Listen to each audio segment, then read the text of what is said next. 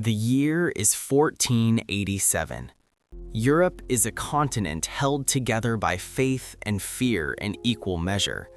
The printing press is barely 4 decades old. The Renaissance is blooming in Italy, painting angels on cathedral ceilings. But in the villages of Germany, Switzerland, France, and the Holy Roman Empire, something darker is spreading, quieter than plague, more organized than war. A book has just been published. Its title in Latin is Malleus Maleficarum, the Hammer of Witches, and it will become one of the most dangerous documents in human history, not because it was written by monsters, but because it was written by believers, men of God, men of law, men who were absolutely convinced that what they were doing was righteous, necessary, and divinely sanctioned. Within decades, this book would sit on the desk of every inquisitor, judge, and bishop across the continent. It would go through 28 editions. It would outsell almost every other book in Europe, second only to the Bible itself. And it was written specifically to explain how to identify, interrogate, and destroy one particular type of person. Not a soldier, not a heretic, not a murderer. A woman. Imagine you wake up one morning and your neighbor points at you. She says nothing, she simply points. And by nightfall, men you have known your entire life are dragging you through the street. Your children scream your name from the doorway of the only home you have ever known, a home you will never enter again. The village priest walks ahead of the procession, torch in hand, reciting prayers. But the prayers are not for you. They never were. Because what is about to happen to you has already been decided, not by evidence, not by a fair hearing, not by truth, by a system. A system built over 2 centuries, refined by theologians, funded by governments, and justified by scripture. A system so efficient, so coldly mechanical, that the women caught inside it had almost no way out, because the very act of defending yourself could be used as proof of guilt. This is not a story about superstition. This is not a story about ignorance. This is a story about power. Who holds it, who threatens it, and what institutions are willing to do to protect it. Between the 14th and 18th centuries, between 40,000 and 60,000 people were formally executed across Europe and colonial America for the crime of witchcraft. The majority were women. Many were elderly. Many were widows.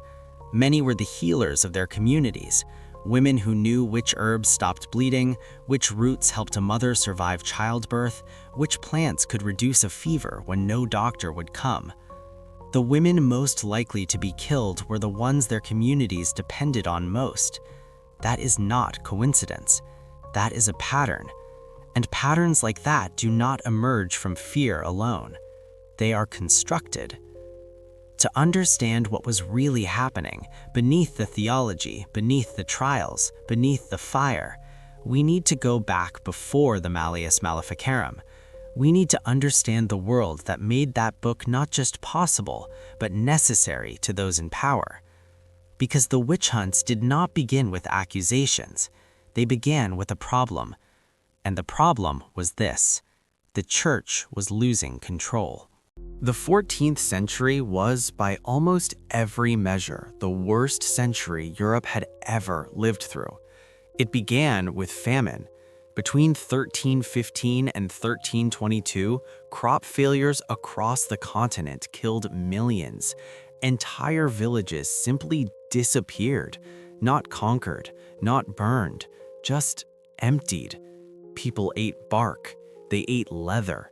There are accounts, documented and verified by medieval chroniclers, of parents making choices no human being should ever have to make. Then came the plague. The Black Death arrived in Europe in 1347, carried by merchant ships docking in Sicily. Within 3 years, it had moved across the continent like a shadow with no source. By the time it slowed, somewhere between 1/3 and 1/2 of Europe's entire population was dead. Estimates range from 25 million to 50 million people, gone in less than a decade. Think about what that does to a society. Think about what it does to faith.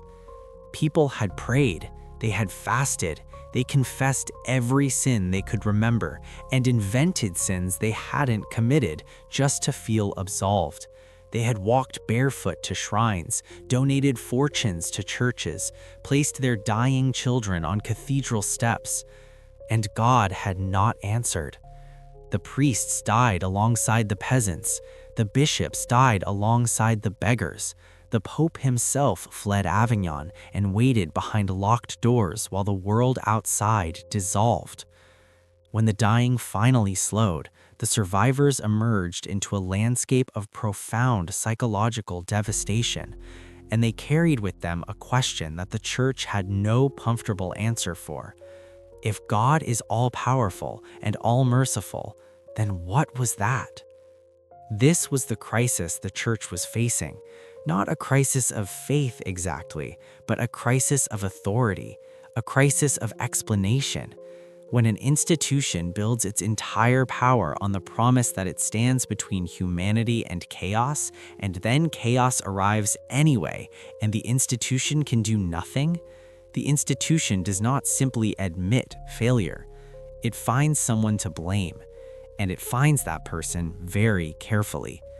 The accused cannot be too powerful or they will fight back.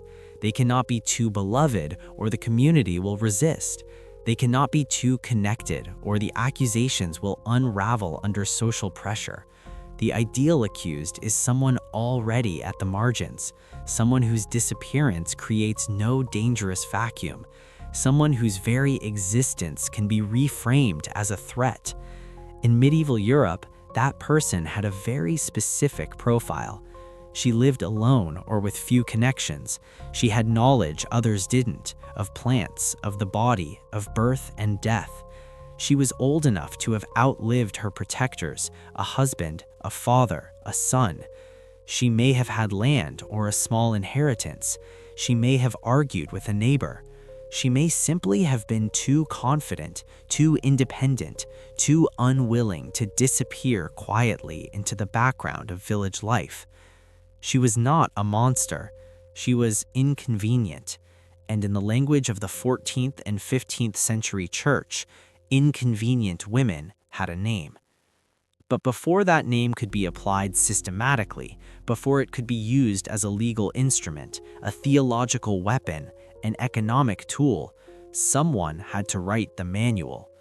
Someone had to sit down in a study, surrounded by scripture and candlelight, and construct the argument that would transform a frightened neighbor's accusation into an institutional sentence of death. That someone was Heinrich Kramer. And Heinrich Kramer was not a fringe figure. He was not a lunatic operating outside the system. He was a Dominican inquisitor, appointed, authorized, and empowered by the Pope himself. He had spent years conducting trials. He had watched accusations fail in court because judges found them unconvincing. He had seen women walk free because local authorities refused to take the charges seriously. That infuriated him. So he decided to write a book that would make refusal impossible. A book that would answer every objection, that would preemptively discredit every defense, that would transform skepticism itself into a form of heresy.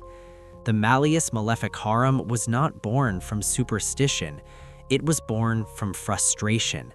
The frustration of a man who already knew what he wanted to prove and needed the world to agree with him. And the world, terrified and grieving and desperate for explanation, was ready to listen. What Kramer wrote inside that book would set the template for centuries of persecution, but it wasn't just the theology that made it dangerous, it was the procedure. Because the Malleus Maleficarum didn't just tell inquisitors that witches existed, it told them exactly how to catch one. And that process, cold, methodical, almost bureaucratic in its precision, was designed from the beginning with one outcome already decided. There was no path through it that led to freedom, only through. The process began before you even knew you were a target. That is perhaps the most disturbing detail of all. Not the trials, not the torture, not the execution. The most disturbing part is how the machinery started moving long before any official accusation was ever made, long before anyone stood in front of a judge and pointed a finger. It started with gossip. In the tight, suffocating social world of a medieval village, reputation was everything. And reputation was fragile in a way that is almost impossible to understand from the outside. A single whispered comment, "She was seen near the miller's barn the night his horse died," could begin a process that, once started, almost never stopped. Not because people were stupid, not because they were purely malicious, but because the system that had been constructed around them rewarded accusation and punished doubt. If you accused a neighbor of witchcraft and she was convicted, you were seen as having protected your community. You were a witness for God. If you defended her, if you stood up in public and said, "This woman is innocent, I know her, I trust her," you risked something far more dangerous than social embarrassment. You risked becoming the next name on the list. Because the Malleus Maleficarum had already addressed that possibility. It had already written the theological justification for treating defenders with suspicion. If you spoke for a witch, perhaps it was because you had something to hide. Perhaps you attended the same midnight gathering. Perhaps the devil had given you a reason to protect her. Silence, then, was the only safe response. And silence in a courtroom looks exactly like indifference, which is exactly what the accused needed least. She had confessed.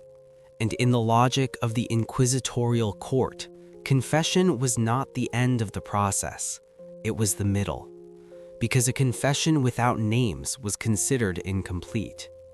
The inquisitor would lean forward, voice calm, almost pastoral, and ask the question that would swallow entire communities whole.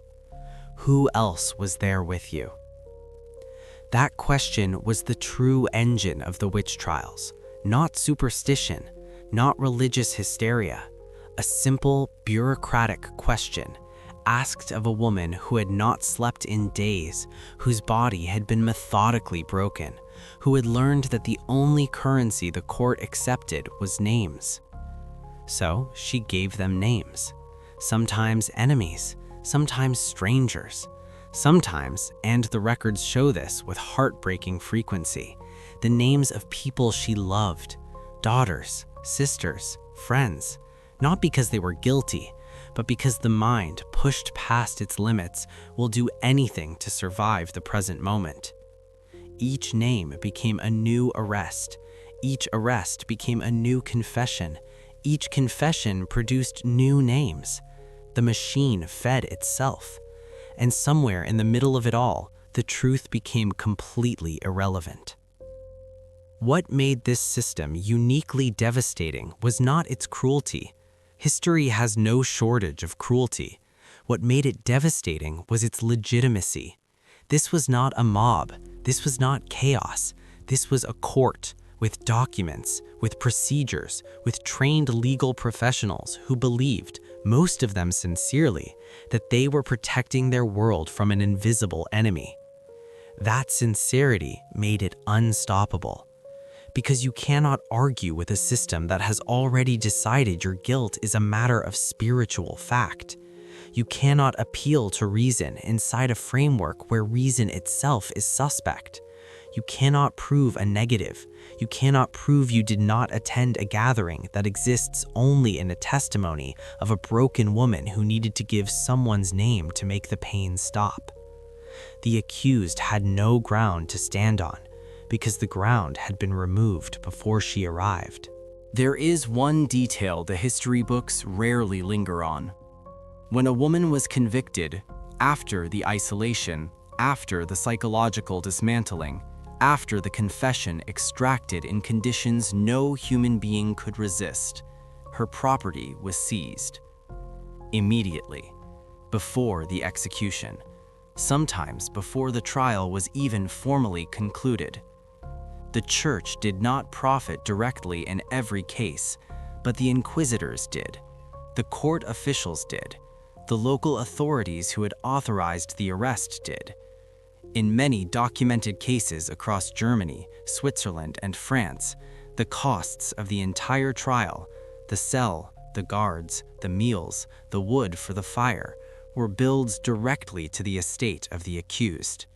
She paid for her own destruction. And when she was gone, whatever remained, land, livestock, a small house on the edge of the village, passed to those who had condemned her. This is not speculation. This is accounting. These records exist. Historians have traced specific accusations back to specific inheritance disputes, specific land conflicts, specific economic tensions between neighbors. In some villages, the pattern is so consistent it becomes impossible to explain through theology alone. The witch trials were also a transfer of wealth, conducted under the sign of the cross. But perhaps the most psychologically suffocating aspect of the entire system was this: there was no safe way to behave inside it. Calm under questioning was suspicious. It suggested the devil was giving her strength to resist. Distress was equally suspicious. It suggested a guilty conscience. Praying too loudly could be interpreted as performance. Silence could be interpreted as defiance. The Malleus Maleficarum had anticipated every possible human response and assigned each one a sinister meaning. The accused was not a person being evaluated. She was a shape being forced into a frame that had been built before she arrived. She was guilty before she spoke. She was guilty before she entered the room. She had been guilty from the moment someone, somewhere, had said her name. The execution itself was almost secondary. By the time a convicted woman reached the public square, she was already gone in every way that mattered.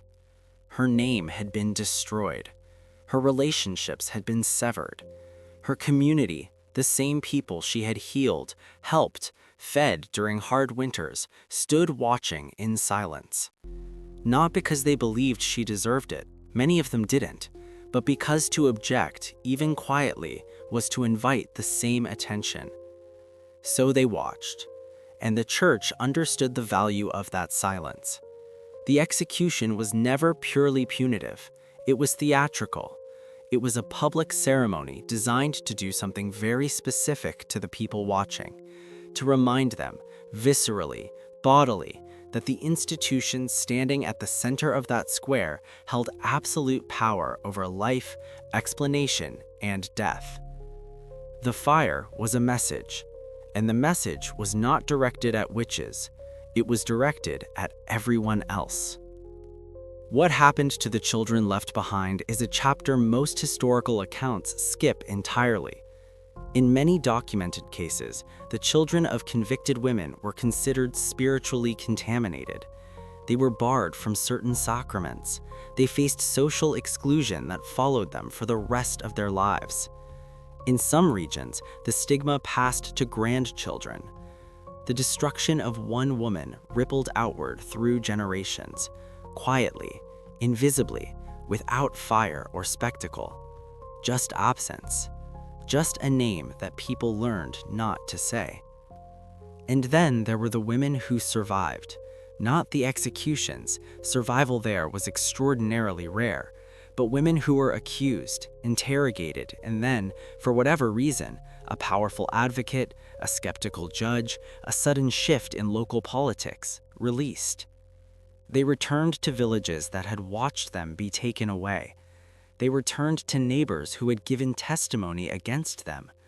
They returned to a life that had been publicly identified in front of God and community as the life of someone who had made a pact with darkness. There was no exoneration, no apology, no restoration of reputation, just the expectation that they would be grateful to be alive. And most of them were silent for the rest of their lives, because silence, they had learned, was the only thing that kept you safe. The last formal execution for witchcraft in Europe took place in 1782. Not in the medieval darkness people imagine when they think of witch trials. Not in some remote, illiterate village untouched by progress. In Switzerland, in a continent that had already produced Voltaire, Newton, and the first tremors of what would become the Age of Reason. A woman named Anna Goldie was beheaded. The charge was witchcraft. The reality, as historians have since documented, was that she had become inconvenient to a powerful family she had worked for. She knew things about them, things they preferred remain quiet. And the machinery, old, rusted, but still functional, was set in motion one final time. She was the last. But last does not mean isolated. What the witch trials revealed, what they burned into the historical record with a clarity that should be deeply uncomfortable, is not that people in the past were more savage than us. It is something more unsettling than that. It is that institutions, when threatened, do not collapse inward. They expand outward. They find enemies. They build procedures around those enemies that look from the inside like justice. They produce documents. They hold trials. They keep records. They follow rules. And the people inside those institutions, the inquisitors, the judges, the clerks recording confessions by candlelight, most of them were not sadists. Most of them went home afterward, ate dinner, said their prayers, slept without difficulty, because they believed they were right. That is the detail that should stay with you, not the fire, not the torture, not the confessions extracted from exhausted, broken women in cold cells in the middle of the night. The fact that the people doing it slept well. The Malleus Maleficarum was never formally retracted by the Church. The women executed under its logic were never formally rehabilitated, not as a collective, not as a category, not as an acknowledgement that the system itself was the crime. Some individual cases have been revisited. Anna Goldie was officially recognized as a victim of judicial murder by the Swiss government in 2008, more than 2 centuries after her death. Most of the others have no such recognition. They have no graves marked with their real names, no monuments, no official accounting of what was taken from them. Not just their lives, but their reputations, their relationships, their children's futures, the knowledge they carried that died with them. The herbalists, the midwives, the healers, gone.